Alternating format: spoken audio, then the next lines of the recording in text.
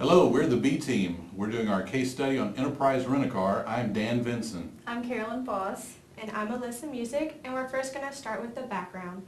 Enterprise Rent-A-Car was founded in 1957 by a man named Jack Taylor. At a young age, he was enlisted in the Navy, when he returned home, he took what he had learned and used it to shape his vision for structuring his business. He started out in St. Louis with a fleet of 7 cars, 1 employee, and a commitment to provide a unique personal brand of customer service. His motto was take care of your customers and employees first, and profits will follow. Today, Enterprise is still known for their excellent customer service and has grown to owning and operating more than 1.7 million cars and trucks and has employed more than 93,000 employees worldwide. The parent company of the corporation is known as Enterprise Holdings, which contains a portfolio of the 3 growing companies: Enterprise Rent-A-Car, National Car Rental, and the Alamo.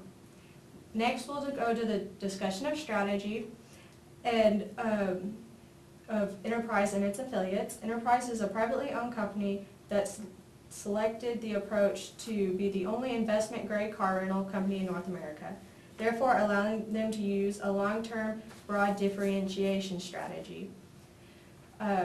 The diverse portfolio consisted of car and truck rentals, and then areas near neighborhoods and areas near airports. This led to a distinct competitive advantage and a push to maintain the stable finances. They are currently the largest car rental service provider in the world, measured by revenue, employees, and fleet. To stay on top, the Enterprise continues to focus on a diverse new markets and product developments in order to keep up with the customers' needs.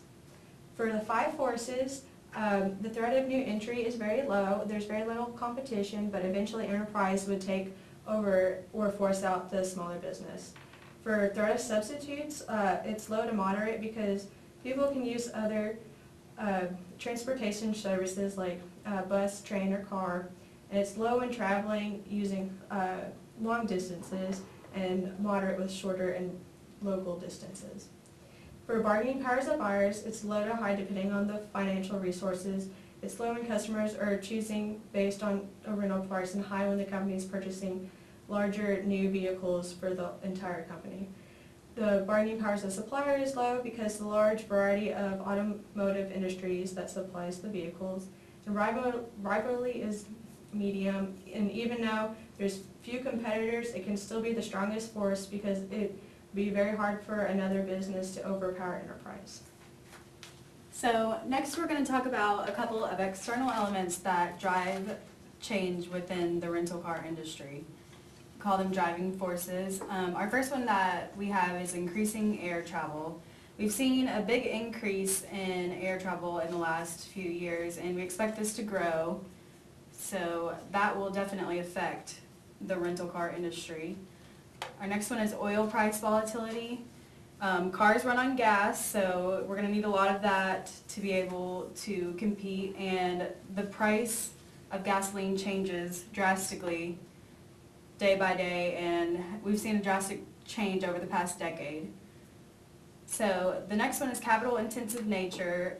The car rental industry is highly capital intensive, and companies in the industry spend almost double on capital as they do labor. So this is a big driving force. Now we have economic growth. Increasing economy allows for economic growth in the industry, and we've seen that in the recession of 2008, the growth of the car rental industry slowed, but now it has picked back up since the recession has ended. The next one is industrialization of developing countries. We've seen a lot of new opportunities to be able to develop in the car rental industry in countries that don't have it there yet. So now we're going to look at some key success factors. They are capabilities that will determine success in the future. We have individualized customer service. Customers that rent cars aren't always going to be the same, and they have different needs. We have people who are business related who probably just want quick service, and then there's people who are leisurely traveling who are going to want different things from a rental car agency. The next thing is convenient locations. Really a combination of price and convenience is going to be what determines who succeeds in the car rental industry. And the last one is emerging technologies. And really whichever company can implement technology the most effectively will be successful. Next we have the SWOT analysis, and a couple strengths that we've seen for Enterprise is that they have the largest market share in the industry, they have brand name recognition, excellent customer service, international market presence, and unique pickup service. And the strengths really outweigh the weaknesses. So we have a couple weaknesses. They have age restrictions whenever it comes to renting certain vehicles. The maintenance costs are very high, and they have a really big concentration of assets only on one product. We saw some opportunities in expanding their car options, maybe having a larger airport presence, introducing developing countries, as we stated before, and technology. And threats are the gasoline price. It's a very attractive industry. It's capital intensive business, and so on. For the financial analysis, Enterprise Holdings is a privately held company by the Taylor family, and thus is difficult to get accurate financial information. With annual revenues of $19.4 billion and more than 93,000 employees, Enterprise Holdings owns and operates more than 1.7 million cars and trucks, making it the largest car rental service provider in the world, measured by revenue, by employees, and by fleet. Annual revenues have skyrocketed in the last 20 years. In the year 1995, Enterprise Holdings had revenues of just over $2 billion. Now in 2015, the revenue has exceeded $19 billion. As of 2013, they had total worldwide assets of $27.3 billion.